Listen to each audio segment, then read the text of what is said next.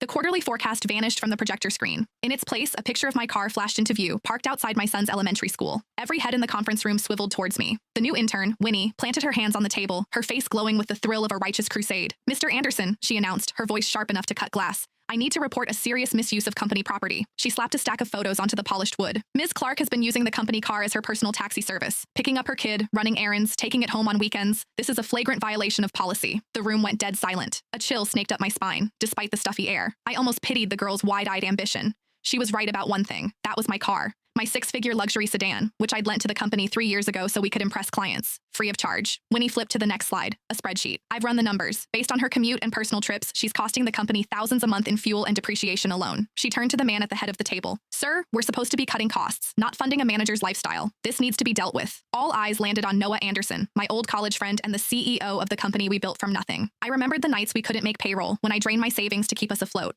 I remembered handing him the keys to this very car, brand new, saying, "The company needs this more than I do." He'd used it for 3 years. I'd paid every cent for gas, insurance, and maintenance. I'd even been the one to drive it to the airport for client pickups when our driver was out. Everyone in this room knew it was my car. Trevor from marketing, who just last week borrowed it to take his father to the hospital, was suddenly fascinated by his keyboard. Macy from reception, who took it for joyrides every month, shot me a look of pure disgust. Noah's fingers tapped a slow, deliberate rhythm on the table, his tell when he was weighing his options. He wouldn't meet my gaze. "Ava," his voice was cold, unfamiliar. "Is what Winnie said true?" The air left my lungs. True?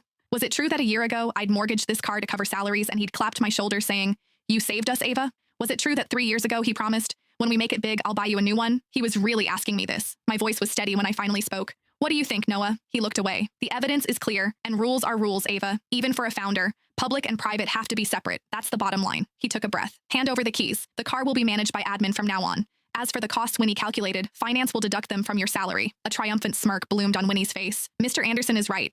I think Ms. Clark owes the entire company an apology too." Noah waved a dismissive hand. "A company-wide email will suffice. An email, a salary deduction, and he was taking my car." I looked at his familiar face and saw a complete stranger. I didn't argue. I didn't pull out the title from my bag and slam it on the table, because I finally saw it all clearly. Winnie was just a pawn, desperate to climb the ladder by stepping on me. Noah wanted my car, and he was using a clueless intern to steal it in plain sight. 3 years is a long time, long enough for a lie to feel like the truth, for a gift to be mistaken for an entitlement. I stood, my movements slow and deliberate. I pulled the keys from my bag and set them on the conference table. The metallic clink cut through the silence. "Fine. I accept the decision." My eyes found Noah's, a faint, cold smile touching my lips. "I hope the car continues to bring the company good luck." Noah, who had clearly braced for a fight, let out a slow breath. The tension drained from his shoulders. "Ava, it's for the best. You have to understand, my hands are tied here."